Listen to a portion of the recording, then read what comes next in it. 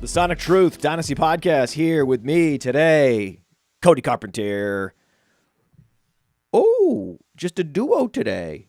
No threesome. Just a straight up two guys, one ball. Two guys, one pod. Two guys, one football. We'll go two guys. We'll go two guys, one football. We're going. It's very awkward. I am not the greatest at bringing the show in, famously. No one has really been as good as Nate Liss. We never have been able to find anyone as good. Alan awkward, me awkward, everyone awkward. We're loving this. Now, the Breakout Finder has launched, and so it's important to talk about it today. The Breakout Finder looks at level of competition. It looks at dynamic score, which is a proprietary metric that we created. All those advanced metrics you see on PlayerProfiler, from Dominator rating, but there's some big ones like size, BMI. And then we also have projected draft capital. And then you'll note that the breakout ratings will be tweaked after the draft, after we put in the actual draft capital. But draft capital, such a big component of any breakout predictions. And essentially what the Breakout Finder does is say, hey, what is the probability that a player will have one big fantasy season, 200 fantasy points, or 1,000 rushing yards, 1,000 receiving yards? It's actually, I think, 1,200 total yards for a running back, or 100 or 1,000 receiving yards for a wide receiver, or 200 fantasy points. So that's the definition of a breakout. If you just do that once, so technically Trent Richardson broke out. He had that season as a rookie in the NFL, and then everything fell apart from there. But just so we're defining the breakout player, that's the definition of a breakout player on the Breakout Finder. And the interesting element is that even our favorite guys like Jalen Noel, Alec Ayomanor, Jaden Higgins, Trey Harris, you'll note in the Breakout Finder, all of these guys have a probability below 33%, which means that they are, again, unlikely to break out. Any of all those guys that I listed, one of those will break out most likely. It's hard to really, when you look, especially at these Iowa State receivers, it's hard to envision a scenario where they don't break out. But time and time again, there are players that look like dominant college receivers, and it's easy to imagine translating into the NFL, and then they just don't fire time and time again. Generally speaking, the wide receiver breakout ratings are lower than the running back breakout ratings because running backs always have that ability. They can hang around the league for years, finally get an opportunity, finally get thrust into a starting role, and boom, they can be league winners. Guys like Mike Davis on their third, fourth team, finally at age 26, 27, they become fantasy relevant, and then they're drafted in like the 5th round the next year, and it's like the worst possible draft pick, which is further justification for not just the tendency to draft running backs in round 3, 4, 5 of a dynasty rookie draft, but going out of your way to hoard running backs in those particular rounds.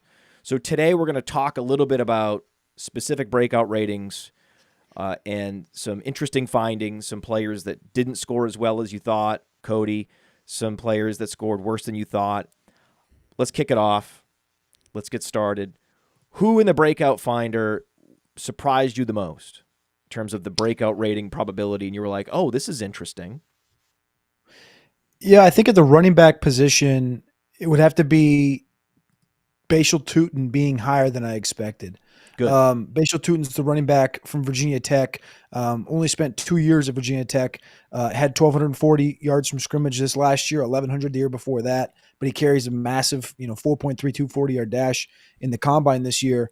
I did not expect him to be ahead of Harvey, Dylan Sampson from Tennessee, and definitely not ahead of Devin Neal from Kansas, because Devin Neal from Kansas is one of just two guys in this class with 3 1,000-yard rushing seasons, Tim and Quinshon Judkins from Ohio State, and then Ollie Gordon. I expected all of those guys to be ahead of Bashal Tutin, who you can see on the screen, best comparable to C.J. Spiller at PlayerProfiler, 5'9", 206, just north of that Trey Mason-Dixon line, a guy that transferred from North Carolina A&T, had a great combine, but I did not expect him to be in the 40s.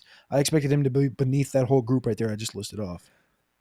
Well, overall, the big data models are going to favor athleticism for running backs and favor production, especially early career production in college for wide receivers. So you wouldn't see this for a receiver. If you had a receiver that was this athletic, it wouldn't matter nearly as much, and they wouldn't be jumping up in the breakout ratings like a running back would. It just so happens that when you go back through time, back decades, players that have this athletic profile, they tend to break out, dude. They tend to have seasons. Super athletic too. And if you go back and just look at, the interesting thing for Tutin, I think, will be draft capital. I mean, the history of players that have been drafted in the first 4 rounds have run a 4.33 or faster. So he ran a 4.32. Only one player was not drafted inside the first 4 rounds, and that was Keith Marshall from Georgia. I think that was like 2018, 2019. The rest of these guys are pretty self-explanatory. The 4th round guys, Isaac Garendo from a couple of years ago, 3rd round, Dre Archer went to Pittsburgh, but he was 170 pounds. Devon Achane was a 3rd round pick. And then Velus Jones, who was drafted kind of as a receiver, but more of a special teamer, transitioned to running back this past year. Outside of that, he doesn't count. He was drafted as a receiver. Yeah, but right now he's listed running back, whatever. But that 4.32 is definitely a game changer. And as you know, and like you said, the athleticism matters even more. It gets guys drafted. Like the most famous one, I think, for me is thinking of Kene Nwangwu from Iowa State a couple of years ago. He's drafted in the 4th round by the Vikings, and it was like nobody expected anything from Kene Nwangwu because he was behind Breece Hall and he was just jammed in there. And okay, yeah, this guy can probably make a roster. He'd probably give it a 6th, 7th round pick because the athleticism was there. Kene ran a 4.37. He was the 14th pick in round 4 to the Vikings. And that's because the traits are there. The traits are what you're looking at. And Kene was 6 foot tall, whereas you look at Bashal Tutin, he's, the BMI's living even better for him. And the comparables, like you said, CJ Spiller's on the board there. I brought up before Dre Archer. J.K. Dobbins was 209 pounds, ran a 4.37. He was a 2nd round pick. A lot more as far as statistically from J.K. Dobbins in college, but you got 2 1,000-yard seasons out of Bashal Tutin at Virginia Tech. And it's hard to really put, and North Carolina A&T utilization into the breakout finder because that's 3 years ago. So the guy's grown quite a bit from here, but I was just shocked to see him ahead of guys like Devin Neal and Ollie Gordon, who have done it multiple seasons at the Power 5 level. Ollie Gordon specifically at 2,000 yards in 2023. You look at this past season, his offense absolutely sucked at Oklahoma State. That offensive line was bottom 10 in the sport in the Power 5. His quarterback, the one thing about Ollie Gordon people will forget, and we'll talk about Ashton Jeanty in a little bit because I know that's definitely a burning question on the tip of the tongue of a lot of people that have listened to the show or watched the show and on X. But unlike Ashton Jeanty, Ollie Gordon's been the one that's been talked about. Ollie Gordon, Travion Henderson have been the ones that have been talked about the last couple of seasons. And when you watch Ollie Gordon's on film from this past year, you don't really notice like, oh, this is bad. Like Ollie looks. What you notice is how bad the quarterback play is, how bad the offense was run. He had 880 yards on the ground this year, averaged 4.6 yards per carry, which is a 1.5 yard dip from the year before where he averaged 6, which is great in college. But man, it's like, I remember sitting here specifically watching a couple of these games. The BYU game, he had 125 or 135 yards rushing in the first half. And you're like, that right there, it's like week 7, week 8. That right there is the Ollie Gordon that we watched last year rush for 2,000 yards. And then the second half, they just completely get shut down. BYU adjust. BYU was a great team this last year. They were 10-0, 11-0 before they had their first loss. They adjusted, and they were able to completely shut this thing down. But Ollie Gordon hasn't changed. Ollie Gordon's a really good running back. So you look at him, you look at Devin Neal, like I said, and then Dylan Sampson, who was pretty prolific at Tennessee. I think it's a big stance by the Breakout Finder to like Bashal Tutin this much. And I like it. I think it's interesting. The speed will get players drafted higher. And the number one data point is draft capital. That absolutely, you go back through time. If a guy gets drafted in the first round, he's going to get more opportunity. And also, he's been scouted and evaluated as having more talent than the guys in the rounds after him. So for a bunch of reasons, it just makes sense that the 40 time for running backs, it matters in and of itself, but it also helps to drive draft capital. So that's why we care so much about the 40-yard dash. Yes, the 40-yard dash really matters for running backs. It really does. And no, there's not another like 10-yard split or some other. No, that particular data point matters a lot for running backs. And for receivers, the speed is really not a major driver of their breakout prediction. But because speed can factor into their draft capital, that's how a Henry Ruggs breakout rating becomes higher than you might think. You can go back and say, oh, well, he was clearly a bust and he wasn't productive at all. And that's all true. I look at him and I'm like, this is a 1% breakout probability. And then the breakout finder is like, no. No, it's low. It's certainly lower than the other guys, a lot lower than CeeDee Lamb, but it's not 1, because that draft capital by itself will propel these guys. And so that's why the 40 time, the 40 time matters most for receivers in how it factors into their draft capital ultimately, not the 40 time itself being a big differentiator for receivers, because we know it makes sense. If you're a receiver and you can carve up a route and get separation and squeeze that football, Keenan Allen, Anquan Bolden, we've seen back through time plenty of players. Like Cooper Kupp was the most prolific single-season wide receiver ever, and he did not blaze in the 40.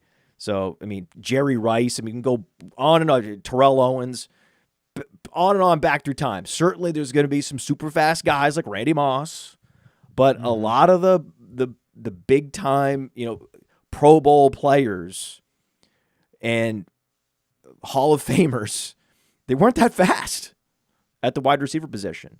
But again, it certainly does help them get drafted earlier, and that matters. What about a player you were disappointed with their breakout rating? I think the dichotomy between the two Texas guys was interesting and jumped off the screen. Obviously, I do some work with Orange Bloods with Alex, but I expected the Isaiah Bond one from Texas, who's 20. I think it was like 22. It was like 20th. I had to scroll like 3 times down the app to find it. It's very easy. You just go download the app right now in the App Store. But you scroll all the way down. All right, well, who's next? All right. Isaiah Bond next to it, Xavier Restrepo. And 2 interesting things you brought up was like speed. Speed's not the most important thing for these receivers. And obviously Restrepo kind of nuked himself, said he was hurt before he ran. I think he ran like a 4.85 or something, but he's the most. Didn't he run it in front of like hundreds of people because they were there to see Cam Ward? Hundreds. The most attended pro day this year. I could tell. I saw him run it on social media, and I was like, oh, that looks slow. It did. It looked like when you you turn it down to like 0.75 and it's like you turn the turtle on and it's like that's not real. Come on. Like it's just saying the same way with I can't remember who it was, if it was Tet or if it was one of these running backs. It looked like it was sped up, and it looked like, when you go in, you splice a video and you take out like little sectors of it. So it's like it's glitchy, running a little bit faster. It's kind of the inverse for that. But Restrepo's a guy that famously is the most prolific receiver in Miami Hurricanes history, and they have a lot of pretty prolific ones. But the problem is his breakout didn't come until his redshirt senior season, when he had 1,000 yards in these last 2 years. play with Cam this year. His was pretty low. Didn't shock me. The one that shocked me, I guess, was Isaiah Bond, who was just a touch ahead of him. Yeah. And Bond is a guy that, on the surface, and I think if you just walked up to the layman and you said, who's one of the best receivers in the class, you might get an Isaiah Bond out of it. And a year ago, when he entered the transfer portal from Alabama, he got close to $1 million deal in NIL. 5 times more money than what Matthew Golden got. 5 times. Really? And who's the first receiver that's probably going to be drafted this year? Matthew Golden, not Isaiah Bond. Matthew Golden. Right? Well, the thing is, Matthew Golden's breakout rating would be a lot lower if he weren't fast, because his speed is going to get him drafted in the first round, and that is what's the big sort of predominant aspect, and the clearly the lead factor for all the players in the breakout finder. I think the one that is most single data point driven is Matthew Golden. And Isaiah Bond, he was fast, but clearly not fast enough, because we can't project first-round draft capital for Isaiah Bond. There's really not a lot else in for that model to base a breakout on. Whereas if Matthew Golden's the first receiver off the board, that player, I mean, going back through time, that's Jamar Chase. There's so many, Calvin Johnson. There's so many first receivers off the board that end up breaking out. And so that's a huge indicator for him. But you'll note, like, he's not number 1. He's not number 2. He's not number 3. So even though the NFL draft is going to love Matthew Golden, the breakout finder is like, he's okay. But with Isaiah Bond, there's just nothing. There's no legs of the stool to stand on for Isaiah Bond. And you can get the breakout finder. It's in the App Store. It's just $5 to download it. And here's what. So this was one that I liked. So let's pull up a breakout rating here. One more thing from Golden, though. One more thing from Golden, because the one thing that we did overstep that I know goes into it is special teams, and this is where Golden made his hay in his time in Houston, because he had played with Tank Dell and Sam Brown, who's in the same draft, but he had over 700 special teams yards on just 28 attempts. So it brings up his. I know special teams is part of is it the dynamism score? Dynamic score, yeah. So there's a few. Let me show. I want to show one of my favorite players, right here. So here's Jalen Knoll. His breakout rating is 30.9, and that means there's less than a 1 in 3 chance that he has either a 1,000-yard season receiving or 200 fantasy points in a season. And his dynamic score, because he was active on special teams, hyperactive on special teams, was 33, very high. His teammate score, also high. Now, because Jaden Higgins hasn't been drafted yet, his teammate score will go up. Once Jaden Higgins' draft capital locks in, that will go up. And so when they both get drafted, I expect Knoll and Higgins, their breakout ratings to tick up slightly, but probably not past, say, 33%. You're still going to be looking at a 1 in 3 chance with these guys. Interesting. And with Matthew Golden, he just didn't do enough. Like, I understand he was super efficient on special teams, but he just didn't put up enough total special teams production to spike his dynamic score. Yeah. Yeah, Knoll had over 1,200 total return yards, and basically Golden was just a kick returner. So he had punt and kick, and Golden's just a kick returner by itself. Will 4th round draft capital hurt Jalen Knoll? And we're like in the opposite. If Jaden Higgins gets top 50 draft capital, oh yeah, you think we could see a separation? Yeah, because right now these guys are gonna diverge in the breakout finder. Absolutely. If that happens, they're gonna diverge. Man, I hope that doesn't happen. I think it will. You think 4th round for Knoll?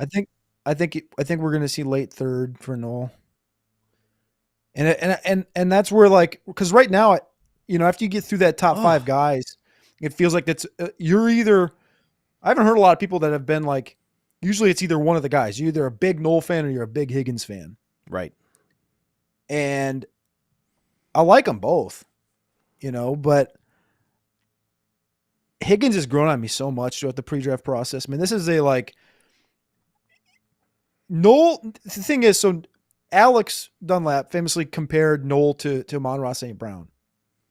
The difference is that Amon-Ra St. Brown's mentality, his fortitude and how he's brought up and all these things that go into account was 3 tiers different than where Noel is. Noel's just a really good football player. It reminds me a lot closer to like a Christian Kirk, where he's just like a laid back guy, really, really good, fine. Higgins sort of has more of that, like that vibe where he's just like, you get up, and that's the benefit of getting to see these guys in person, is you get to get up on these guys and you're like, oh, he looks different. Like he's a much better athlete than I thought he was on the numbers, but also you walk up on him and he runs a 4.47. It's like, this guy's striated from head to toe. He's 6'4", 217, veins popping everywhere. He looks like this, like Michael Thomas type of a figure. And if the draft capital, which has been, booming over the course of the last month and a half with Higgins, is top 50, that's a big number to get up into. He could not only jump into the real conversation, which is making him potentially like wide receiver 5 in the class, getting ahead of Harris, but really competing against the likes of, to me, like Burden and McMillan for that 4-5 spot. And that's counting Travis Hunter, by the way. Look at the range. Fast Draft, the Fast Draft app has the Origins all-rookie game. And Matthew Golden is 14th off the board, which is very draftable at that point. Trey Harris at 15. Yikes. What? There's another guy that could go 4th round, right? Yeah. So that seems very, very ambitious for Trey Harris, ahead of Ollie Gordon, ahead of Dylan Sampson, ahead of Devin Neal, ahead of RJ Harvey. I don't understand that, but that's what drafters are doing. That's what they're doing right now. Okay, cool. And Jalen Noel going noticeably ahead of Devin Neal and ahead of Jaden Higgins. This tournament is already over 75% full. So there's still time. There's still a few days before this thing is going to fill, and you can get in and leverage some of these inefficient ADPs. And if you think they're inefficient, Jaden Higgins probably could get drafted earlier. And then when we relaunch a new Origins tournament after the draft, we could see these things totally flip.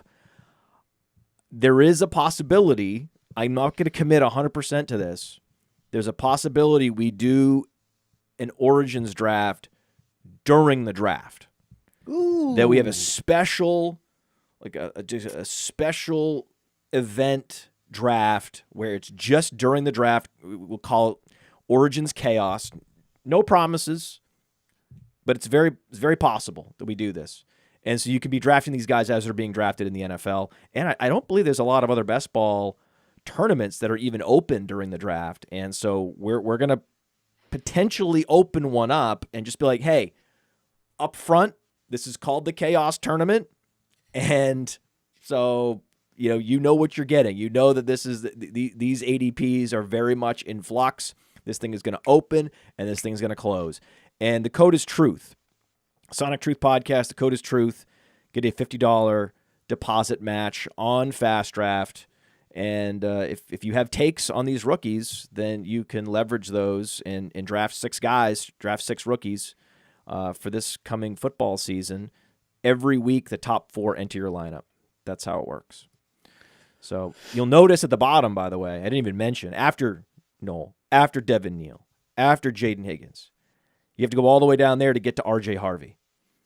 And I'm looking on Twitter X, and I'm seeing you're heavily exposed, more than 50%. Memphis from the Dynasty Warzone, he's over 50%, RJ Harvey. I'm like, these are the guys that are getting him. No one else is getting him because Cody and Memphis are getting him, but it's not even like you guys are overdrafting him. He's going at slot 24. So I was like, wow, this is crazy. Why is no one else other than these 2 guys? And you're talking about RJ Harvey, you and Memphis on these airwaves. And yet for some reason, there's this blocker for people to draft him over these receivers. And I just don't quite understand it. But I mean, you're taking advantage. I've got him on. I just drafted my 69th team this morning. I got 6 left to get to max out before the draft. I think I'll make it. Are you going to be the first one to max out? I think so. I think you're going to be the first to max out of the Origins. Oh, man. We're going to send you a T-shirt. I think I'm going to be. And I got Harvey on 40, got a 69. And like you said, the ADP's at 25.6. I'm just like looking through right now. Yeah, there you go. There's my top 6 exposures. That Donovan Edwards one has come up lately. He's been a guy, I think I've been getting Edwards. I want to say he's like 40, 46 maybe. I just took him this morning on a team that I got Cam Ward, Jaden Higgins, who we just talked about, Jarquez Hunter, and then I got Donovan Edwards at the 402.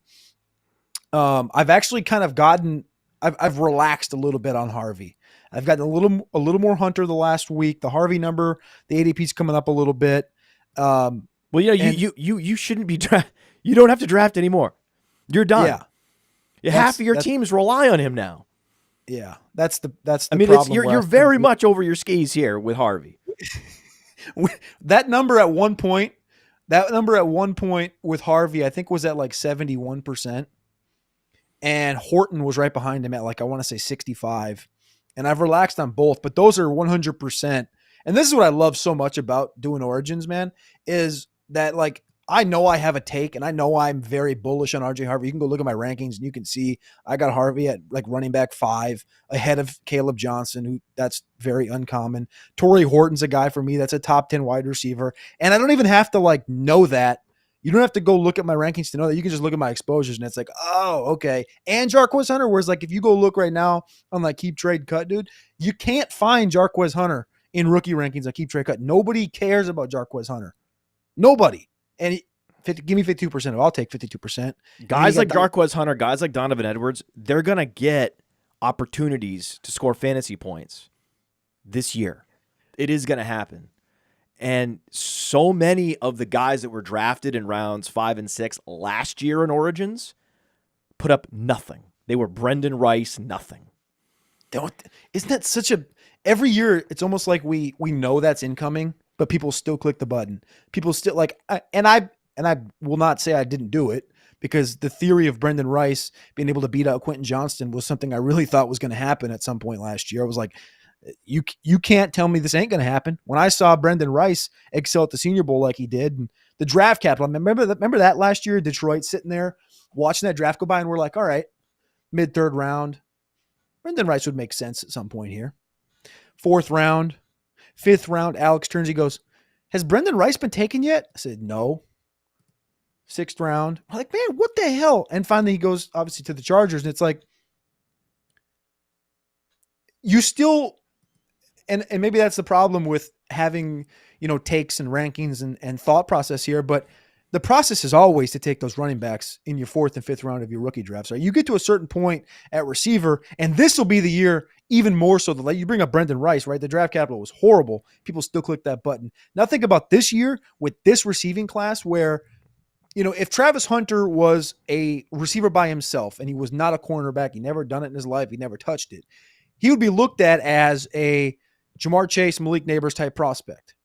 But you can't look at him that way because you don't know if you're going to get enough opportunity on offense. You just don't know until it's proven to us. We see it with our eyes. But everything past Travis Hunter is, if we're all being honest with ourselves, they're all wide receiver 2s. They're all wide receiver 2s in the NFL. And in fantasy football, that's not going to be the best thing for you, right? You got a Matthew Golden who Ted McMillan? McMillan in his, everyone wants to run the best case scenario. This guy's going to be Drake London. He's going to be Mike Evans. All right. Well, a really good situation could happen and he could be a T Higgins type. That would be also top of the food chain. By the way, that's a great Franken comp that he's London and Mike Evans. I did not comp him to that, nor will I take credit for that because I disagree with him. My Franken comp is going to be, you ready? You ready? So last week I was misquoted on a comp. I'll give you You were misquoted on a comp, dude. It wasn't a misquote. It was a direct clip that we took. We didn't take it out of context. In fact, I went back at you and said, "Let me get this straight. What are you actually saying?" And then you repeated exactly what got that clip to what, 70 retweets? I mean, I don't know where it's at now, but I mean, that clip went absolutely viral. And I heard, by the way, that there were some group chats that were sharing that. And you were getting some especially from some of the OG Dynasty people around the industry, you were getting some eye rolls, Cody. I'm just telling you. I don't care, man. The thing is, I know you don't care. I love that you don't care. I don't care either. I was happy that you were inspiring people to feel something. Feel something. And it's like, again, I'll say it. I literally, Ashton Genty's my top running back. I don't think there's a reason or a thought process that in reality that he would fail. I think he'll be a super successful running back in the NFL. But in comparing him to Saquon Barkley, I don't think you can. And here's one thing I'll say. I know we're talking about receiver here, and I'll finish this up first. But you know what? No, we'll talk about Genty later. I'll keep that for later. Stay tuned in. Click that like button. Tap in. Okay, you got the video. 157 views. 1,000. Right? 157 views. Do you want to play the video? Sure. Okay, I think we can play it. Do you hear it? I don't. Well, the text is on the screen.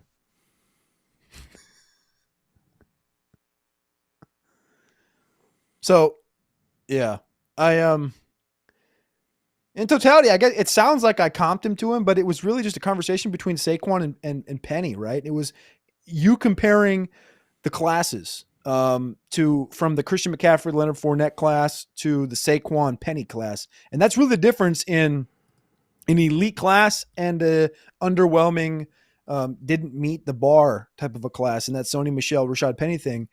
And when you look at the guys side by side, everyone, like I said, will want to point to, well, Genty is this generational running back. Genty's the greatest thing since sliced bread, which I want to disagree with you on. This guy's got elite contact balance. You just said greatest thing since sliced bread? Cliche alert! Cliche alert! Cliche alert! Cliche alert! Cliche alert! Cliche alert! That's not fair because I didn't say that. I said people. Sliced bread. Was sliced bread that big of a deal? Like, we should try to debunk this entire cliche. I don't even believe that when sliced bread came out that it was that big of a deal, because I often get unsliced bread and I actually like the ability to control the width of my bread slices. Exactly. Sourdough. So I don't even think it's that big of a deal. Yeah. It's a terrible cliche. Terrible cliche, but that's what people are saying. People are out there are saying this. They're saying it. People are saying this. People are saying it. And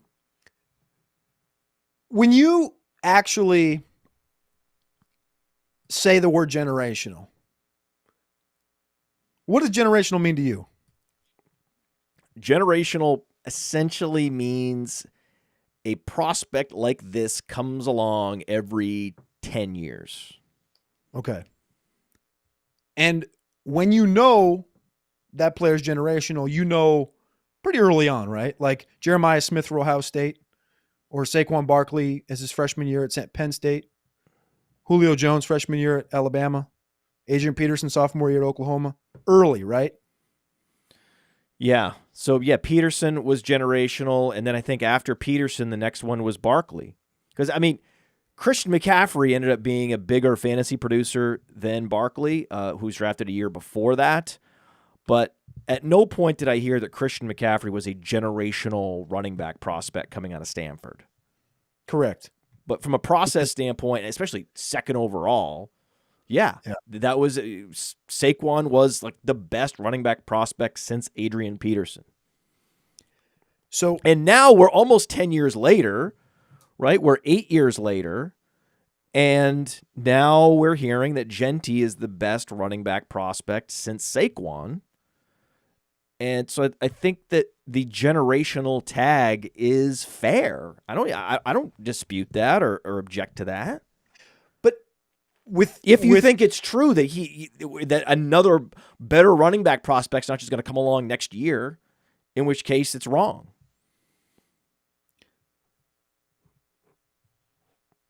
I think you have to look at it in a closed circuit. You can't look at next year. You have to look at the year by year, right? And what about Doug Martin? Happy Hudson in the chat says Doug Martin 2.0. I mean, it's a fair player comp from a size speed perspective and a Boise State perspective. Yeah. But the play style is much different. Here's my thing. When you would think, based on how people talk about Genty, and people will tell you that we've been known that Genty was going to be the best running back. We've been known he was a top 10 pick, right? But what if he's not better than Bijan? Right. Exactly.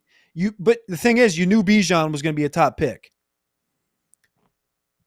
And I don't think people call Bijan generational.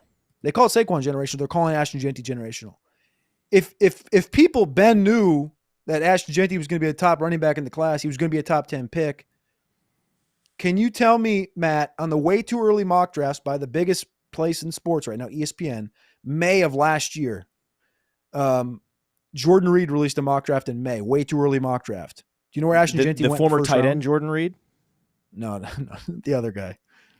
Do you know where he went in the first round last year? Where? He didn't. In June, they released another mock draft way too early, Matt Miller. He didn't go. In August, right before the season started, they released a way too early mock draft, Field Yates. He didn't go. Quinshon Judkins did, though. Quinshon Judkins was a first round. Nobody was projecting Ashton Genty to be a first round pick a year ago, let alone a generational running back. This is an just overarching the 7,000 yards is what did it. Correct. And again, if you're the mountain whack 7,000 yards is what did it. And you're like, I don't believe that mountain whack rushing production should be the thing that catapults a guy into the top 5. So from a because he could go top 5, right? It's possible he goes even earlier than the Raiders. He'll go 6 at earliest. 6 at okay. Well, okay, 1 pick from top 5. Yeah, but I mean, hey, but like his over/under is 8.5. The Rashad Penny thing comes in because Penny was a better athlete. Penny was bigger. Penny is the prototypical running back. He's your 5'11", 220. He had 2,000 yards, 2 1,000-yard seasons. The second one was a 2,000-yard year. Yeah, you would have preferred him to be a junior, but this is what a junior, 1 year earlier in the process is what Ashton Genty would be. So imagine Rashad Penny, who had that 2,000-yard season after a 1,000-yard season at San Diego State, but it was a 2,000-yard season during his senior year. If you'd have done that his junior year, you think you would have went 27th overall? You think it would have been top 20? I know you can't look at it in that vacuum, but you're bringing back Rashad Penny now? He's not my comp. My comp is D'Angelo Williams. You're bringing back Rashad Penny. I objected Jeff L. Jeff L. is in the chat with some absolute nonsense. Jeff L. says these two are the most extreme with their takes on the internet. Okay. Literally every player is a Hall of Famer or bust. That is definitively not true because we started the show by talking about how a player's breakout probability was exactly 30%. So if I say that Jalen Knowles' breakout probability is exactly 30%, that is the definition of a level-headed prognostication about a player. That is not all or nothing, right? That is not a polarized position on Jalen Knoll. That was a data-based, very sort of thoughtful and position to take with an eye towards accuracy, not flamboyant takerism. So get the hell out of here, Jeff L. And also, I don't think Christian Kirk, who was my comp for him, is a Hall of Famer nor a bust. Christian Kirk is the definition, of a solid wide receiver in the league who helped your fantasy team at times. and other times didn't help your fantasy team. But there's no extreme polarized take here. What are you even talking about?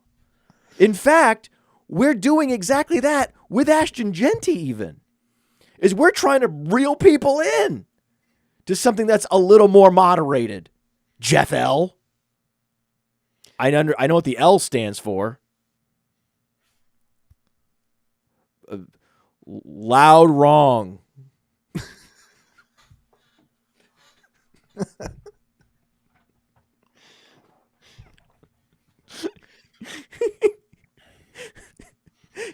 Oh, where's that 30% come from? Only the most sophisticated prospect prediction model that has ever existed. Let's hear a little bit more about it right now.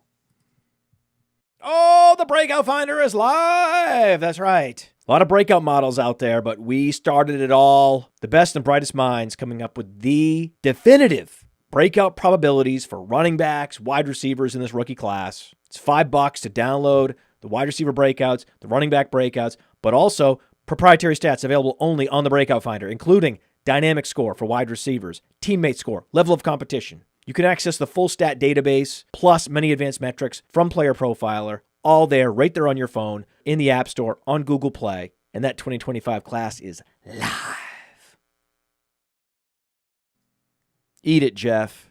Jeff has to really... Jeff just needs to just eat everything. Eat the L, Jeffrey. Eat it. Okay. So wrong. Travis Hunter. Where's he going to go? Is he going to play wide receiver? If he does play receiver full-time, how good could he be, and could he carry this class? I think he can. And it goes off of that conversation that we started with a little bit ago, being what's the strength of this class? It's all wide receiver twos, right? I talked about Golden being a prototypical number two. I think of a landing spot like Arizona, where he's playing on the opposite side of Marvin Harrison Jr. He's not. Marvin's the number one. You think about a guy like Emeka Egbuka, who's a career two, played in the slot, played with everybody that played at Ohio State, whether it was Jeremiah Smith, Marv, JSN, Garrett Wilson, everybody. Tedero McMillan. I talked about the comparisons to guys like T. Higgins. There's a couple other comps out there that people don't want to hear. Even, Jeff might not want to hear these comps either. Like, Justin Ross, not Justice. Don't give him moderated takes and positions. He doesn't about deserve Michael it. Pittman. That's all Michael he deserves Pittman. is the most extreme. He just deserves Randy Moss and Equinemius St. Brown. Justin Ross. Right? Equinemius St. Brown. Whatever. Yeah. That's all he deserves. He doesn't deserve solid third-round pick that had a couple 900-yard seasons. He doesn't want to hear that. He's tuning in. Think about that, though. I'm tuning into the show, and I'm going to comment to the guys that have the most ridiculous extreme takes on the internet. Why are you doing that, man? Why are you such a masochist? That's because that's what he wants. He wants us to go nuclear, and we're not going to do it. But on Travis Hunter, it could be great. It could be great if he lands in a spot where he's going to get all these opportunities. And if you look at Cleveland right now at 2, where the favorite is, he just, I think, got up to, I want to say it was plus 200. I don't want to miscast myself here. FanDuel NFL draft odds, I think, had him at plus 210 to be a Cleveland Brown, which was the favorite, minus 280. So he's the favorite, odds on favorite. He's going there to be number 2 to the Cleveland Browns. That's been the big shift over the last week. You look at the defense for the Cleveland Browns. They have Denzel Ward, obviously, on the other side. Greg Newsom's gone. They have Martin Emerson, who's a fine corner, but he's not great, but he's good enough to play. Travis Hunter probably plugs in on day one at that spot if they want him to. But also, if you look at the offensive side of the football, I know quarterback's a big question mark. It's a big issue. But Jerry Jeudy, who they just traded for this last year, gave a contract to. Cedric Tillman and Michael Woods. Those are your top 3 guys. David Bell. Gosh, we love David Bell. David Bell's still there. Jamari Thrash. Like, it's really not a good receiving core. I like Ced Tillman, and I like Michael Woods. He's one of my top dog rating guys a couple of years ago. But that receiving room could really use some help. And that right wide receiver spot is wide open. If they can get a quarterback in here, like if it is Kirk Cousins, or let's say they take Tyler Shook at the top of the second round with that 33rd overall selection, and they're going to give Shook an opportunity on day one, that's a place where you can see Travis Hunter really succeed. Or hypothetically, they move up from 33 because they got so much draft capital. They move up from 33 and they try to get into that conversation and get Shedeur Sanders. They have 10 picks. So they pick a 33, 67, 94, 104. It's a lot of draft capital this year. And if you wanted to hypothetically put Shedeur and Travis Hunter back together, it's possible. So a way that he can carry this class is landing in a place like Cleveland. New York, Neighbors is there. It's going to be a lot tougher. He's going to have to start cornerback opposite of Deonte Banks. New England. Still a terrible situation in Cleveland. No quarterback. They're not going to be scoring a lot of touchdowns. He's going to be a year away, if not longer, from seizing the number one job there because they just paid Jerry Jeudy. I really like Cedric Tillman. Yeah. If I was inclined to draft a Travis Hunter, I would try to get Tillman before my rookie draft and then pair them up. I would really want to pair Tillman. Tillman is a comp to Nico Collins. He's heading into his third year. That's the year Nico Collins broke out. There's not a lot of competition for targets there. Jerry Jeudy's not that good. Okay, we all know Jerry Jeudy is the definitional is what he is receiver. And, okay, he had some nice garbage time performances last year. Big deal. Jerry Jeudy is Jerry Jeudy. Cedric Tillman is a better receiver, a better all-around receiver, certainly a receiver that is a better fit to play X. And then who's going to play Z and play in the slot? Then it's going to be between Jerry Jeudy and Travis Hunter, and Travis Hunter's just better. So I think longer term, I could see a year from now, or if there's a Jerry Jeudy injury, this target share consolidating around Tillman and Hunter, and that being interesting no matter who the quarterback is. But it's still, we're talking about what, 2 years before you could say, okay, Travis Hunter's a guy that I could confidently put in my lineup. And that's if he goes to Cleveland.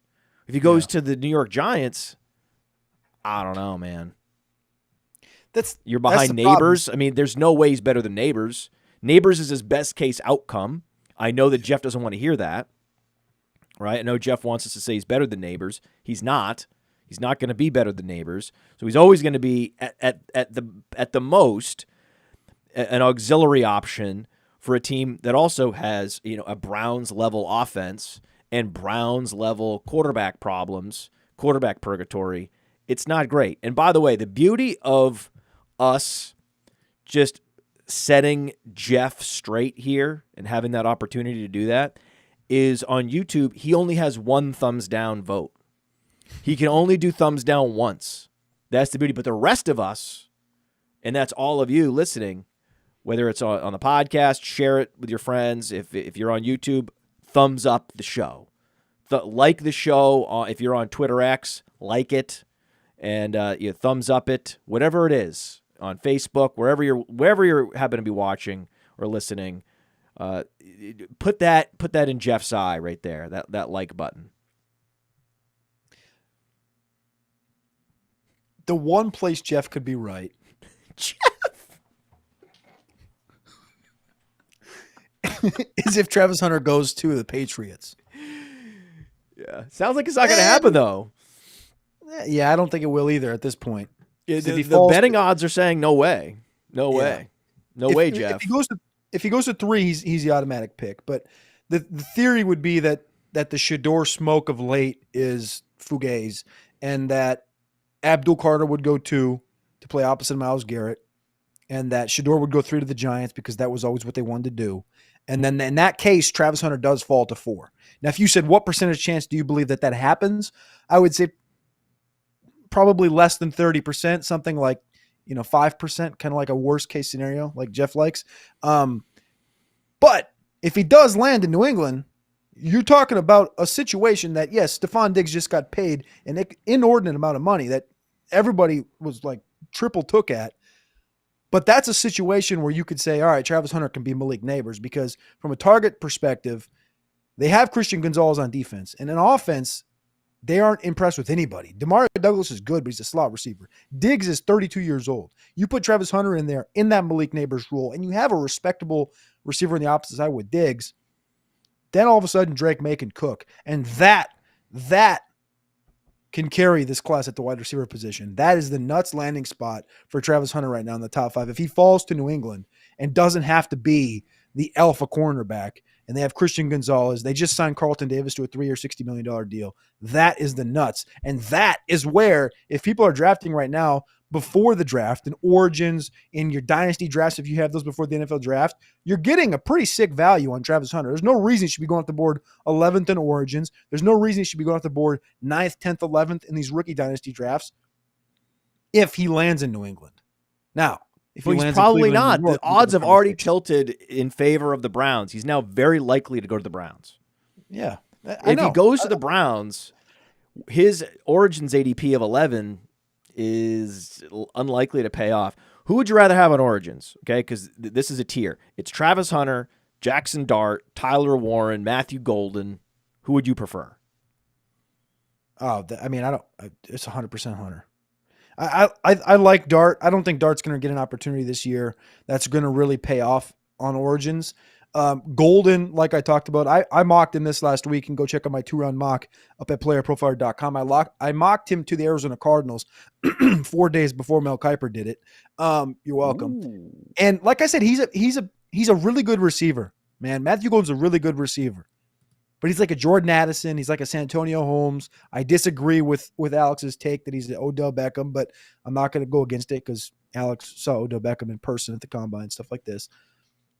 I think he's a really good number 2. And a guy like that doesn't give you a 800, 900-yard season as a rookie playing with Marv. Whereas Hunter, if he lands in one of these 3 spots right there, I feel best about New England. I feel second best about my landing spot of the Giants at 3.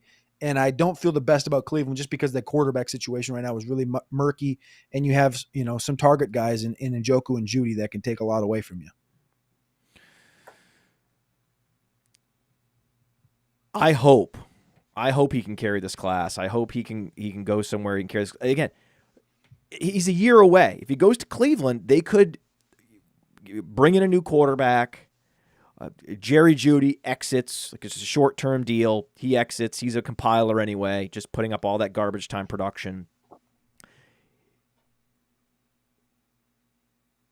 A year from now, he could be the guy from this class.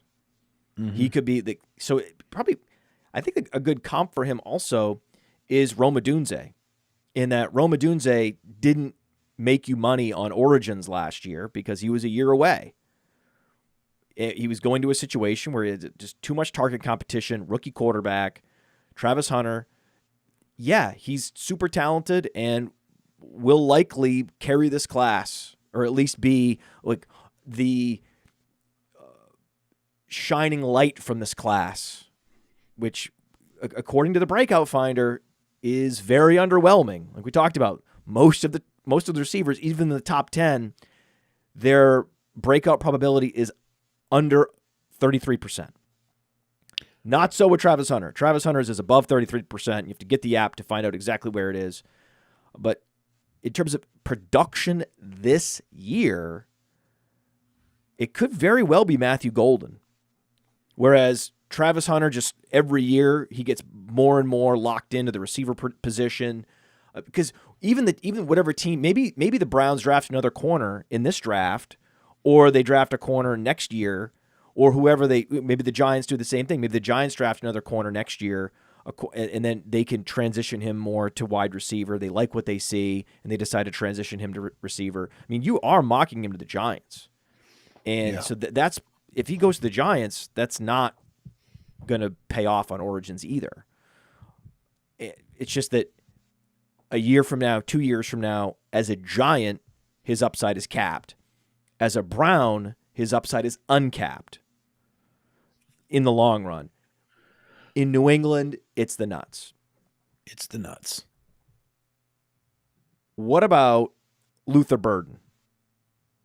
Right? If he goes first round, how much will that help him? I think when you look at the breakout finder, it helps him a lot.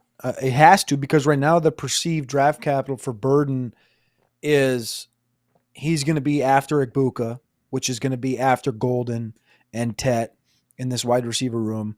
And he's kind of gotten pushed down to the pseudo 5 spot if you count Travis Hunter. Burden's a guy, for me, he fits the. I remember we've talked about the archetype 5 years now, it feels like, where these guys that come in, they're 5'10" to 6 foot, they're 190 to 205 pounds, and they run something sub 4.5. He runs a 4.40 at 6 foot 206, 205, and he's done everything right. And Alex will ask you the question. He'll say, yeah, but what happened in 2024? What happened to this Missouri offense? What happened here? And when you look at the profile that Burden shows, it shows a really young breakout age at the wide receiver position. He broke out at age 19. He had 34% of the team's production this past year. And as far as his utilization, everyone will comp him to a Debo. And it's not a bad comp. 55% of his yards after the catch, 55% of his receiving yards have come after the catch in his career. A lot of his stuff is short and around the line of scrimmage, 12% curls, 20% crossing routes, 7.5% screens. So if you do that math, that's something like 40% right in the middle. He does run a goal ball, though. He's got a diverse route tree. It's not you'd like to see more posts and corners and opportunities like this from a guy like Burden, but he's a yak monster. He's not an Odell. He's not like, a Malik Neighbors. To me, it's like Luther Burden next to Becca Igbokwe is one of the sure things at the wide receiver position. I think of DJ Moore when you think of this archetype and how these guys are built. You think of like Terry McLaurin and the consistency that McLaurin has given you, even though for the last 5 years it's felt underwhelming until Jaden Daniels got there to unlock him, right? To me, there's one red flag on this entire profile. I hate seeing that profile you just popped up on the screen. That thing is disgusting. And Quentin you know why? Johnston? Burden had just a 3.7% drop rate last year. So I want to nip that one. But right, Burden's hands light years ahead of Quentin Johnston's. That's the next thing I was going to say so in that archetype, 5'10" to 6 foot, 190 to 205 pounds. There's one player in the last 25 cycles that has smaller hands that fits the archetype.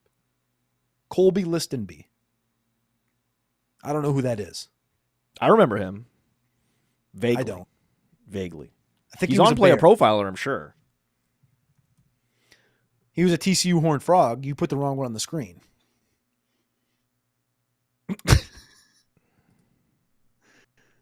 There he is. 8.25. I mean, if anyone had placed a bet that we were going to have Colby Listenby up on the screen on this show, guy was fast. Chris Owusu. I liked Chris Owusu once upon a time. Yep. God, it just reminding me about all these receivers, man, that go day 3. All these receivers that go day 3, and they are just forgotten. They are in the dustbin of history. You don't even remember them being drafted. There are so many guys, so many receivers that get drafted in day 3, and almost none of them break out. And then yes, you can always cherry pick the one guy. Oh, Jalen McMillan. Okay. But I mean, yeah, you could do the work. So, you could find a Jalen McMillan. I liked Jalen McMillan last year, but I didn't like him enough to actually draft him in rookie drafts. I'm actively trying to trade for him now. Happy to try to trade for him now. Or you could wait and see him underwhelm in the first 3 weeks and trade for him after there's now talk of him having a career rookie year and then never being heard from again. And then that's when you trade for him. And then Godwin goes down a couple weeks later, and then you've profited. So that's a possibility. But Jalen Coker is probably a better target right now because he went undrafted, doesn't have the buzz like McMillan, but looked just as good as McMillan last year, maybe better. and so, but has a much easier sort of trade asset value right now in Dynasty. So that would be the direction I go. That is one of my trade targets in Dynasty. But it's not like I'm going to be out here burning a rookie pick on a UDFA receiver. I would never do that. I'm happy to pay a little bit more if there is a tepid breakout and I see something more coming.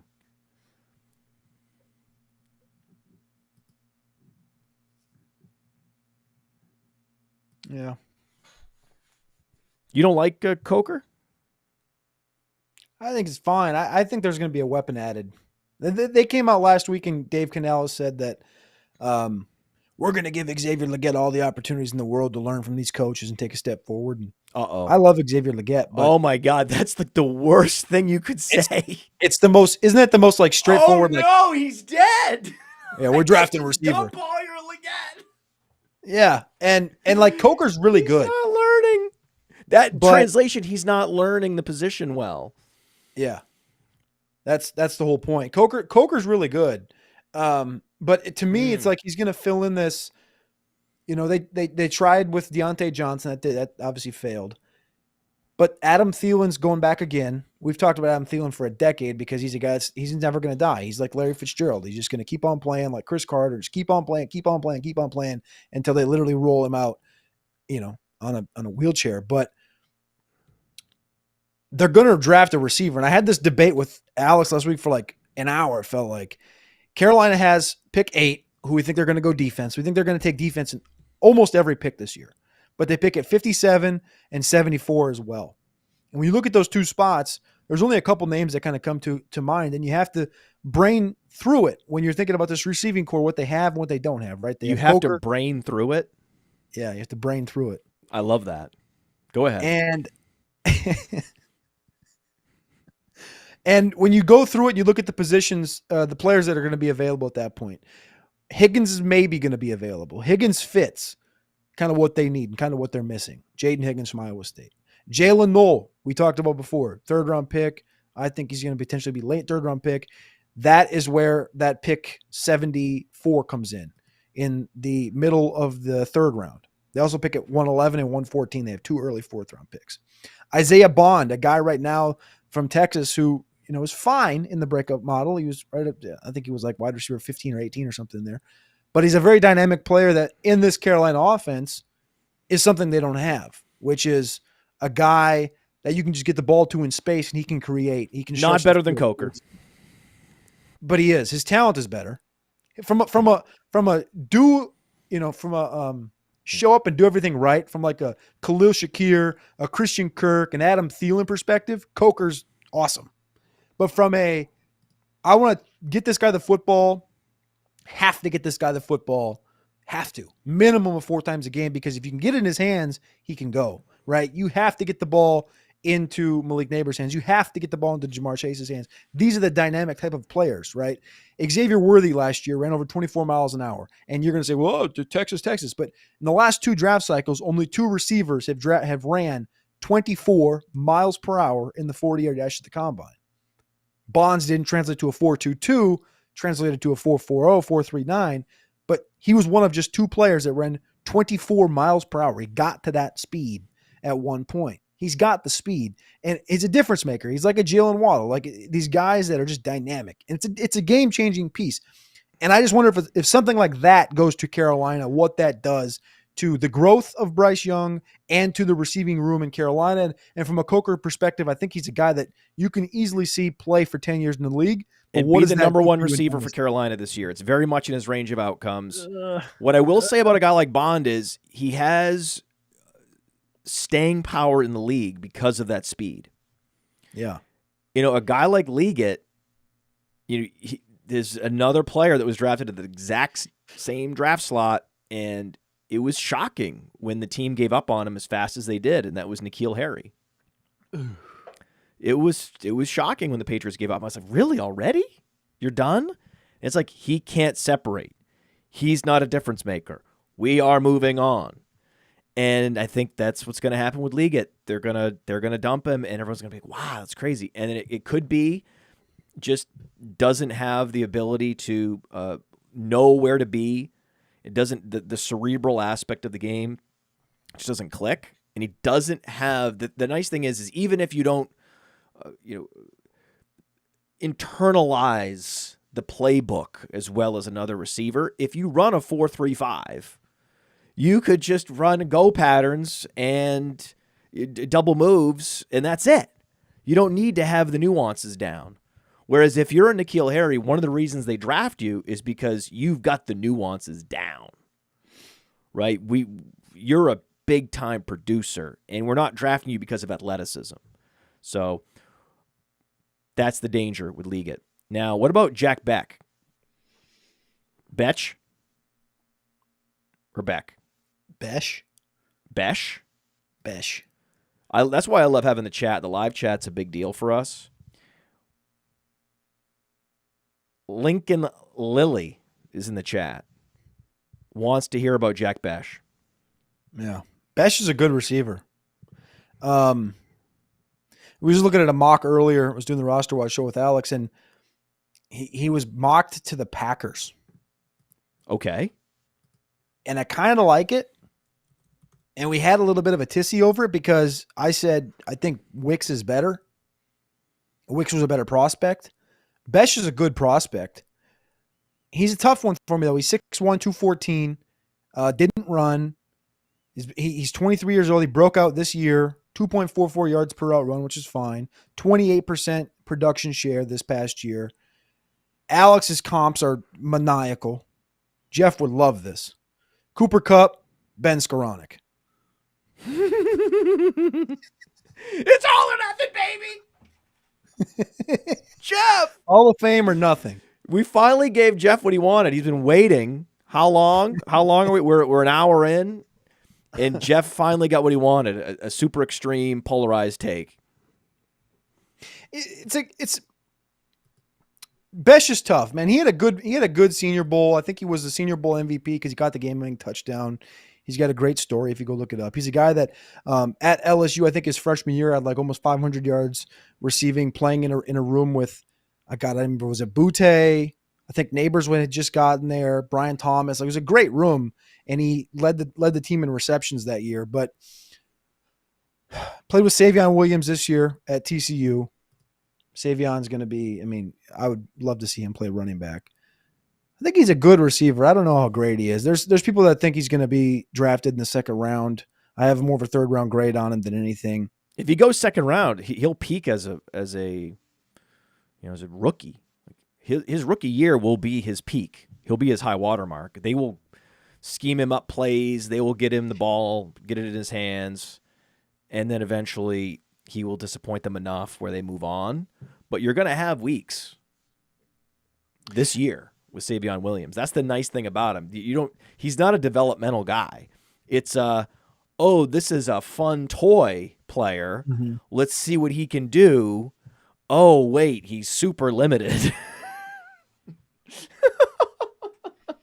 But we gave it a try. We gave it the full try. We tried him on the racetrack. We tried him off-road. We tried him everywhere. We couldn't get him. We couldn't get him in gear, but we tried him. And there's going to be weeks where he's going to break off some big plays this year. And then maybe you can get out. Maybe you can trade out of it. But, yeah, I wouldn't be drafting him in the first place. The Savion thing, there are people out there, when you talk to him, that'll say he's going to go in the second round. Savion, not Besh. Besh, I just talked about being mocked there, but Savion Williams, people actually mocking him in the second round and talking about him like teams believe that they can. This is the thing, though. Teams always have thought this at quarterback. Like, if they see some potential or some arm talent, they'll draft him because they think they can craft him.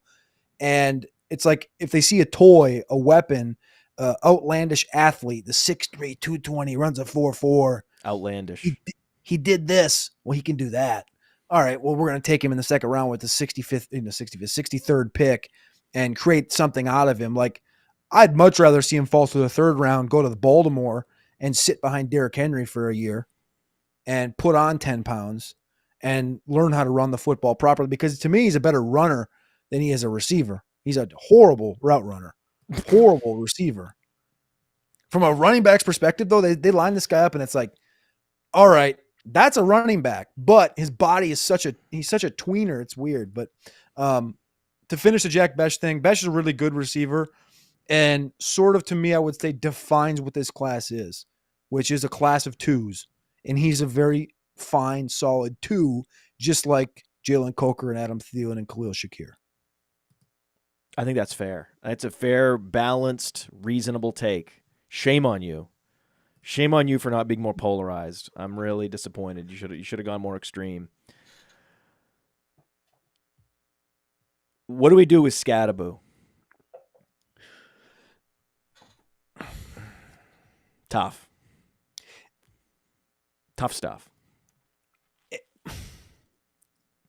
I didn't realize how polarizing he was going to end up being. Like, if you watched college football this year, if you watch a college football playoff, Skattebo's fun. You know, Skattebo's a really good back and pretty much carried Arizona State. He was the only, I believe he was the only Arizona State Sun Devil at the Combine this year, which is wild for a playoff team, right? Finished fifth in the Heisman voting, 2,300 yards from scrimmage, like really good back. And he took over the second half of that Texas game when I think he had 14 or 15 touches for something like 70 yards in the first half. He ended that game with north of 240, I want to say. He's a really good back. But when you look at the projection to the NFL, and I guess I could pull up the Breakout Finder because that's a... Don't. If you don't like him, don't look at the Breakout Finder. You're gonna be disappointed. Really? The Breakout Finder loves some Skattebo. Wow. Mm-hmm. See, this is the thing, like, mm-hmm. You know why, though? I can tell you why. Looking at the easy, like it's the Ramondre Stevenson corollary. There's just a lot of these big backs. That's the nails. You know that, right? That can catch passes. So what the Breakout Finder loves, it really is looking for running backs after draft capital. Okay. Clearly, the guys that are going to go first round, it's going to have as premium players in the Breakout Finder. But then you're going to see some players like, oh, this guy had 40 catches and he's 218 pounds. Guaranteed Breakout Finder is going to like that guy. Big with pass catching ability. Those guys tend to find a way. And you agree. He is Ramondre Stevenson. Well, that's Alex said James Conner. I said DJ Dallas. What did you guys put in for a 40 for Skattebo? Well, we go and historically look at his other workout metrics. And he did a pro day. Go back through time. Did he didn't run in his pro day, did he? Yeah, he ran a 4.65. Okay. Well, that's what we corrected it. To 4.7? Yeah. Okay. So we adjusted it to 4.7.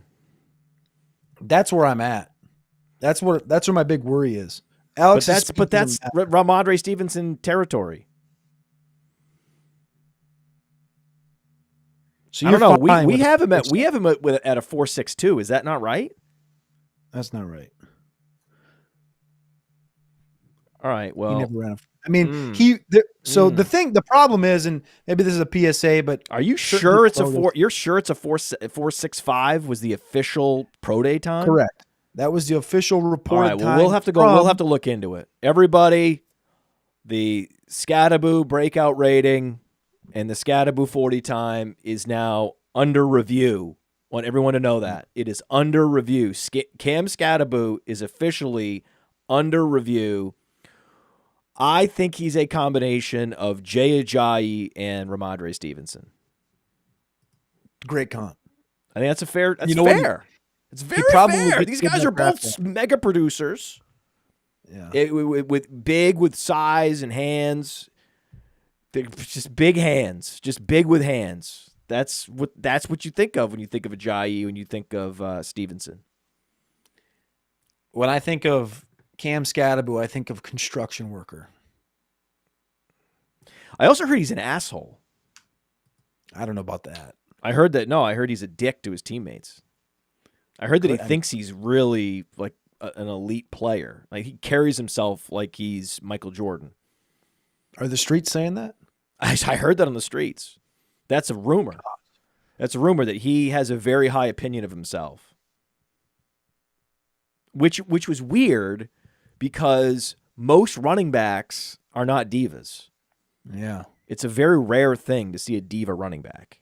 Like even Bijan was, I thought, pretty mellow of a guy. Well, yeah, I mean he technically wasn't even the leader in that room. I mean, he was more of an aura guy. Roshan famously was the leader in that locker room, right? He was the one that was vocal.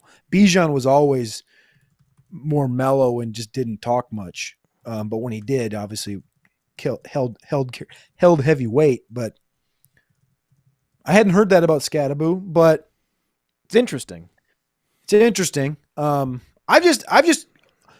have a hard time with it because not with that, but I have a hard time with the Skattebo stuff because personally I have him at running back 12 and there's people out there that have him at running back 3, running back 5. A lot of people think he's going to be the 6th drafted right after Caleb Johnson. And like you said, the profile on Player Profiler is Jay Ajayi, Ramondre Stevenson. I think Ramondre is a great one. He's a compiler. You know, the comp that Alex won't let me have is Toby Gerhart, famously finished 2nd in the Heisman Trophy and was a 230-pound running back. You know how you get Alex on these things is you go with the Franken comp. You can say he's part Stevenson, he's half Stevenson, and he's half Gerhart. And then he's not going to not let you have a good. Everyone loves a good Franken comp. Everybody loves it. I mean, we wouldn't have NFL draft coverage without Franken comps. Yeah, I like that one. I think I'm going to use that. He's got Toby's running style and upper body, and he's got Ramondre's lower half in compilation. Yeah, and in hands, like I said. Yeah, okay. Hands. Now let's just talk about some veteran players and players you're worried about, players you might be putting on the block. Maybe it's time to sell before the draft. We've only got a couple weeks to get out on some of these guys. Keon Coleman. Is it going to happen? Man, it feels like it, and it feels like nobody's talking about him. It feels like he's a very he's in a very locked in spot in Buffalo right now. And you'll hear the occasional whispers of like Quentin Johnston. Locked in like Quentin Johnston? No. Quentin Johnston's locked in because his coach is a certified, hard-headed old white. And he just wants to run the football and have some dude that he can run play action and throw the ball deep downfield. Like, you got to remember at Michigan, this guy had Cornelius Johnson as his outside receiver. Like, Quentin Johnston is somebody that coached Cornelius Johnson's wet dream, right? Like, not a good receiver. And Quentin, in his own right, is good. He just isn't an NFL good. So Harbaugh's, I think, is a wild card in that thing. Keon Coleman, last year, what he ended up with, 29 receptions, 556 yards, and 4 touchdowns. He's attached to Josh Allen. And if you look at the Bills receiving room right now, it's him. Go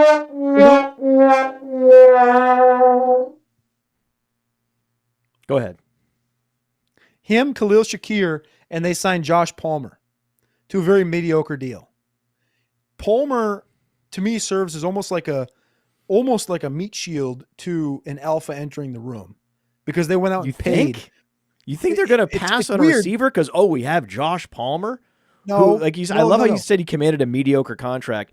Josh Palmer, famously, the most mediocre receiver in the history of Player Profiler, in that every single metric and every single data point on Josh Palmer is exactly average and always has been. And all he has delivered in the NFL is the purest form of mediocrity. He's probably a good comp for like 15 of these receivers in this class. That's the problem. Oh my God. I know. Like, Jalen Knoll, he's an explosive Josh Palmer. No, don't say that. Oh, Alec Almanar, stop it! Jack Besh. Oh, no, man. Jack No. Besh. Josh Palmer is his best case outcome. This is so bad, man. Restrepo wishes he was Josh Palmer. Oh, yes. dude. All these things, all these guys. There's no way Savion Williams will ever touch Josh Palmer. He'll never be anything close to him. It's crazy. You could put all these receivers in the context of Josh Palmer for this class. I think we should do that. I think it demands it. But you're trading for Keon Coleman? Yes. I'm trading for Keon Coleman. I'm seeing receiver as a need for the Bills. That's my issue. Really? Isn't it? I mean, it wouldn't be my first. I would go defense. If I was them, I would almost key in on defense, and then I would add a running back at some point because the class is so deep, and James Cook does not deserve $15-16 million. But like from a receiver standpoint, and from a Josh Allen standpoint, you should be able to have a quarterback like a Josh Allen, a Mahomes, even a Burrow to a certain extent. You knew this. You're up in New England right now. Look what Tom Brady did his whole career. He never had these loaded receiver rooms. Keon Coleman's a really good receiver. Josh Palmer's fine. He's really average. Khalil Shakir's really average. Curtis Samuel, really average. He's got a good backfield around him. Got a good tight end. It's kind of a crime that they're surrounding him with such average talent. The problem is they don't have pick 94. They traded it to the Browns. Yeah. That's the big problem because this is where that could be one of the backstops to prevent Jalen Noel from making it into round 4. But it could be Miami. Could be the 49ers. Ooh, wouldn't you love to see Noel in the 49ers? Wouldn't that be nice? If you make it out of the second round with no receiver in Buffalo, I think you're you're flying high. You're flying high. I guess that's all you need. You just need a fader receiver in round 1 and 2, which is very reasonable, and then suddenly Keon Coleman's a buy. Okay, I get it. And we talked about this. Every Sonic Truth show I have to and there's our show sheet there. You can see that.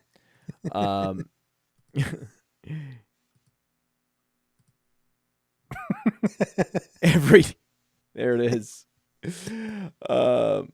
Every show I have to be convinced to change my position and take a short-term L, and I just did again. Yep. What? Yep. Very, very little danger for Keon Coleman. Yeah. That was one of the big ones that like flashed out when I went through and I kind of did my offseason audit before the draft on Dynasty rankings. And I was like, I wanted to know if I was wrong.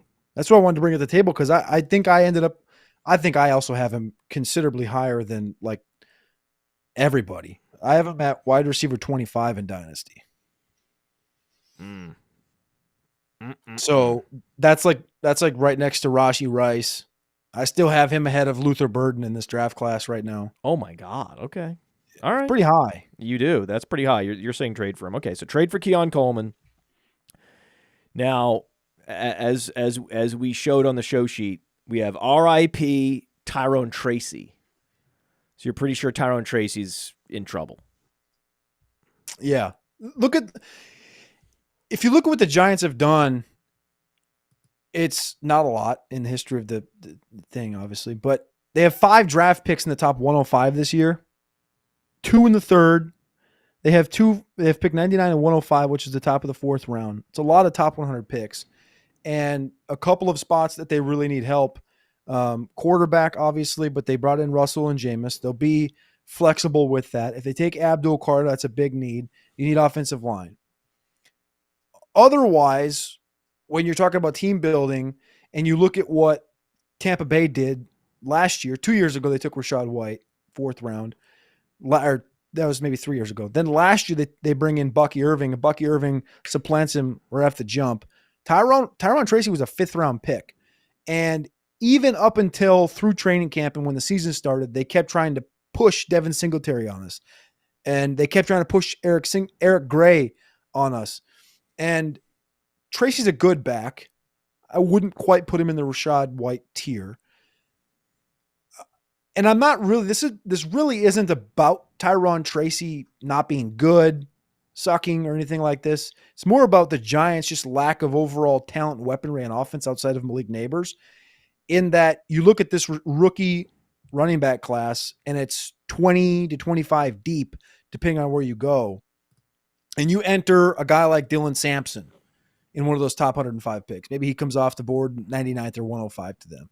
You talk about Bashal Tootin if he's there in the back end.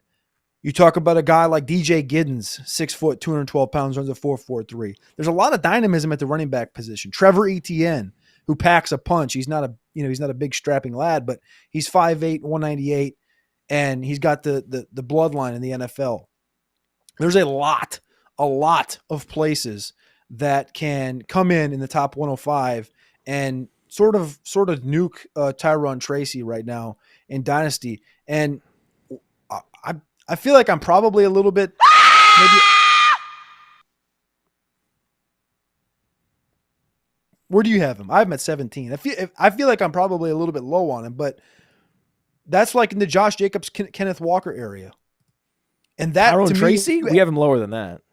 You have him lower than that? Yeah, check out our rookie rankings on PlayerProfiler.com. You can see the lifetime value ratings as well as the rankings. So the rankings are one thing, but then we also have the lifetime value ratings, which can help you distinguish between, hey, sometimes there's a huge gap between RB15 and RB16, but RB16 and RB17 are adjacent. And that's the beauty of our rankings. Yeah, this is not it's not good, dude. It's not good. And you need to see a little bit more before you're going to be all in on a player like that broke out last year, wasn't like a nuclear level breakout, is on a bad team, who clearly is going to be in the market for a running back in the draft. Clearly. No doubt. So he's a nice player. We have Tyrone Tracy at RB19. Right? And so, yeah, Kenneth Walker, we have well ahead. Tracy, we have well behind. So we actually have almost a 40-point difference in lifetime value between Kenneth Walker, Chase Brown, Bucky Irving, that tier, all the way down to the Tyrone Tracy tier. Tyrone Tracy is in the Chuba Hubbard tier. That's where he belongs. So I agree with you. Now we have James Cook up there in that Kenneth Walker tier, and that's another position where Buffalo is gonna draft a running back. Their running back room is just, it's not as bad as the Giants. It's not as thin, but they need to bolster behind Ray Davis. They've got Ty Johnson, and I mean Ty Johnson's the exemplary running back that is going to be needing a real estate license or like a massage therapist. Something he's going to have to figure out some new job because it's just not going to happen. Right. And then it's Darrington Evans. It's just, Frank Gore Jr. is not going to fire. Ray Davis Ray Davis was nice in last year's draft class. Yeah. In terms of last year, Ray Davis is the quintessential 2024 running back, the 2024 rookie running back, right? When I think of 2024, solid 2024, fourth round rookie running back, I think of exactly Ray Davis. Ray Davis is the type of running back that is going to show up to camp and going to be looking across at this newly minted rookie, and this is what's going to happen. By the end of camp, he could be the third running back, and he could be supplanted by a guy that got drafted even later. Like, he was a late fourth round pick. The Bills could draft a guy in the fifth round that supplants Davis. And then it's like Davis was starting to, chip away a little bit at James Cook's usage here and there. Ultimately, James Cook was a total bell cow against all odds, being as small as he is. But still, you saw Ray Davis have some weeks where Ray Davis had over 10 touches. What if there's an upgrade? And then Ray Davis is still there.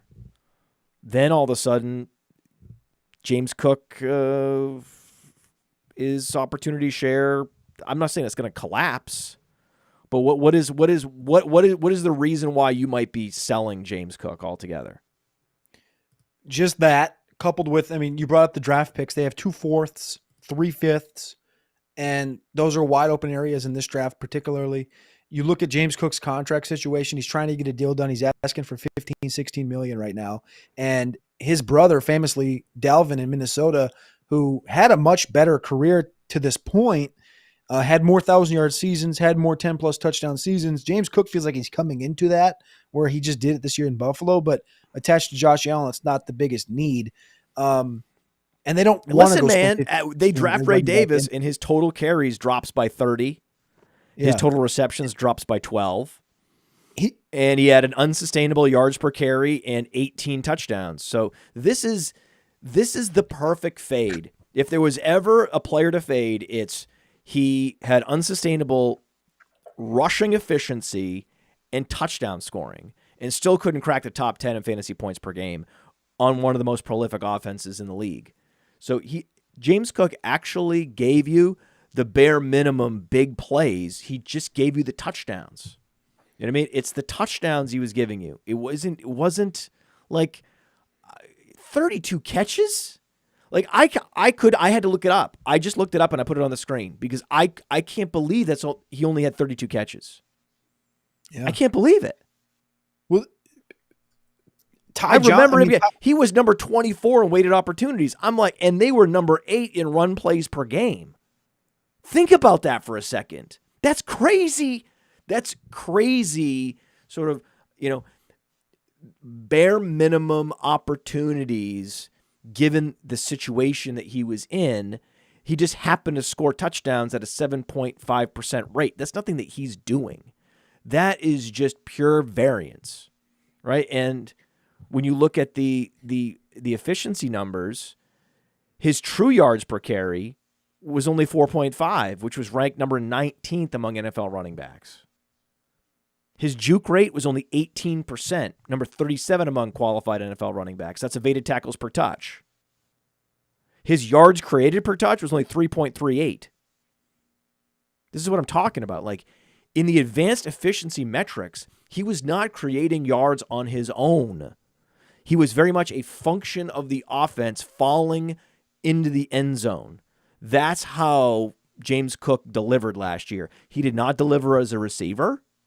He did not deliver as this big play slasher, this super tackle breaker, super elusive guy. He's none of those things. And he's only 200 pounds.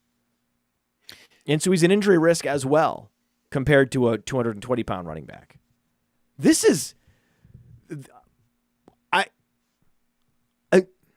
I'm speechless because I have yet to really let this all wash over me. I've been saying he's a fade all off season, and then you were like, I'm not touching this guy. I'm unloading all of him in this off season, and I'm like, well, that's just based on the probability that they draft a running back in the 4th round who's a big upgrade on Ray Davis, which is very possible. And then you dig into the efficiency numbers and the touchdown rate, and it's kind of mind-boggling how overrated this guy is. Holy shit! He's not getting the new contract, man. This guy, Ray Davis, they can't give him the new contract. That would be highway robbery. That would be just total theft. It would be professional sports theft. If he gets a big contract, every player in the NFL should hire his agent. Because Player Profiler is public. A lot of NFL executives have it bookmarked. They're going to go look and be like, wait a second, what is he really doing for us? And the answer is not a whole hell of a lot, dude. That's the whole theory. That's the whole theory right there. And like you said, you brought up the reception stuff. Like, Ray Davis and Ty Johnson, he played all 16 games last year, averaged literally 2 receptions a game. Ty Johnson and Ray Davis combined to triple up. They had 6 receiving touchdowns. He had 2. They had over 400 yards receiving, 450 yards receiving. He had 250. And they've basically given that role to them. And it's about the contract. It's about the valuation right now. Like, you have the Keep Trade Cut has him as like running back 11. Oh God. I share rankings with Trash Man, right? So I at least get a say and it balances out to make the roster watch top 250. Trashman has this guy running back 6 right now in Dynasty. Jesus. There's people in this world that live in garbage cans like the Trash Man, and they eat old cookies and stained underwear, and they have James Cook in their top 10 in Dynasty. And then there's people Should like we have us. Kenneth Walker? Should Kenneth Walker have more lifetime value than James Cook? Yes. Yes. I think that we need to go look at this again. This is Walker has this Zach Charbonnet problem, and the Seattle offense is what's suppressing him as a player. He's certainly much better. We know that. Situationally, James Cook's being buoyed, but man, we might have to get out ahead of this. We might have to. It's not going to be about propping up Walker. It may be we do have a sort of risk quotient that we can put on these lifetime values. I think the risk quotient on James Cook, I had to look into the numbers after the show. We might need to ratchet it up. I don't like this at all for him. He's, like you said, he doesn't get the contract. They're too smart. A lot of these teams are too damn smart. Buffalo's a pretty smart franchise. He had 30 extra carries the year prior and scored a third of the touchdowns. I mean, Least predictable stat in the sport. I mean, he ran so pure with variance last year. It's mind-blowing. And you don't see like a drumbeat on social media that this guy's a massive dynasty sell. Yeah. You don't see it. He is. Oh my God, he is. I got to do a whole video on this. This is crazy. Wow. So I'm proud of us though. Like I have a few biases and I've never been high. I've never had any James Cook ever. But I've also been for some of the same reasons out on Kyren Williams. Kyren Williams is a much better player than James Cook, and we have Kyren Williams certainly notches higher, and the lifetime value engine has him notches higher in Dynasty, and I'm very proud of that. Last guy I want to talk about, Jaylen Warren. Are we doing it again? I mean, thing is, it used to be, Cody, that I would be the one cheerleading guys like this because they were undrafted and most of the dynasty analysts would just zero in on draft capital and then have this insta sell rating on guys like Jaylen Warren as soon as they would get an opportunity. And for years I was defending guys like this, being like, no, he's actually a good player. Austin Eckler, like this, don't just insta sell an undrafted free agent just because he gets an opportunity. I understand that that's certainly a process that's probably not going to hurt you in the long run, but you can be selective and you can make sure you're not punting off on guys like Austin Eckler too early. But now you see so many people running to the defense of these UDFA players and, and just cheerleading the fading, the improbable fade of a running back to Pittsburgh. It's like, they're going to draft a running back, dude. Mm-hmm. It's going to happen. And even if they don't in the first, round or round 3 or trade into round 2, there's no guarantee Warren is going to seize a primary back role with Kenny Gainwell there and whatever running back ends up there. It's crazy where we've come. I mean, I'm proud that people are giving undrafted free agents and late round picks more respect. They deserve it. And in the long run, you can identify some of these guys that are going to be here for a while. But time and time again, selling at the peak on guys like Pacheco, it's probably the right move. Sadly, it's probably the right move. I can't believe that I'm now that makes sense though. I'm now one of those old crusty Dynasty League analysts that's just like, sell the peak, sell the bump, sell the bump, sell the bump, sell the bump. Some of the guys, it's proper and it makes sense. And even a guy like Jalen Warren that's perceived to be like, well, he's now going to be, why isn't he now the James Conner, right? He's the guy that Le'Veon Bell's gone. James Conner's going to get his year.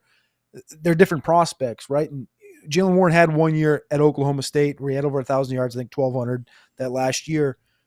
And he's always been, I've been to training camp 3 years in a row now with the Steelers. And every time you go up there, you talk to these guys, I go, hey, what's up, Bo? How you doing? What's the situation look like in the backfield? Is Jalen Warren going to creep into that backfield a little bit more? And he's like, man, he looks so good. Jalen Warren looks so good. And I go, hey, guess what? What does Mike Tomlin want to do though? And he goes, Tomlin only plays Najee. Like, that's it. It's Najee. It's always been that way, right?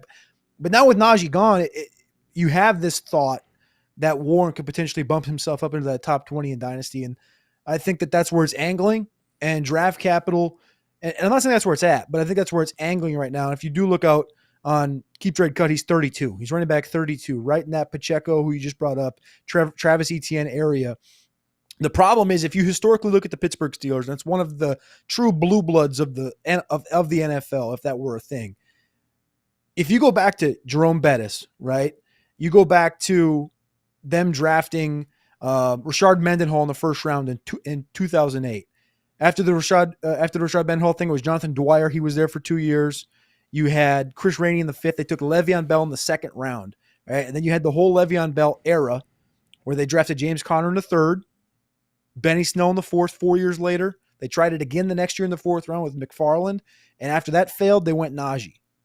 And to me, the move to get Gainwell, all that was insurance that if they didn't get a guy that they wanted in the first 2 rounds this year in the draft, that it was enough insurance because Kenny Gainwell can play good football. Jalen Warren can play good football. And okay, fine. I guess we'll take Damian Martinez here in the 4th or 5th round, a big strapping 230-pound back that we know can tote the rock, and we'll throw a couple darts late. In reality, what I think this is first or second round, Steelers are going running back. Steelers are getting the horse they want, and they're going to continue to do what they've always done, is feature one guy. And Warren will have his opportunities in fantasy football on any given weekly basis because of injuries and luck and things like this. All Kenny Gainwell was, though, is insurance, and all Jalen Warren will ever be is Jeff's favorite thing, an average player.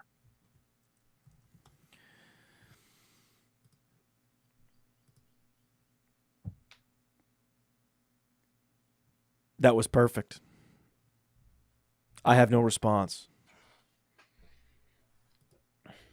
From the Podfather to you, I deeply appreciate you tuning in. And many ask, what can I do? What can I do to help support the hosts, the research they do, the production costs? Go to PlayerProfiler.com, Dynasty Deluxe, World Famous Draft Kit, Rankings, DFS Dominator, and of course, Data Analysis. Subscribe to any one of those, and you support all of us and take Player Profiler to the moon.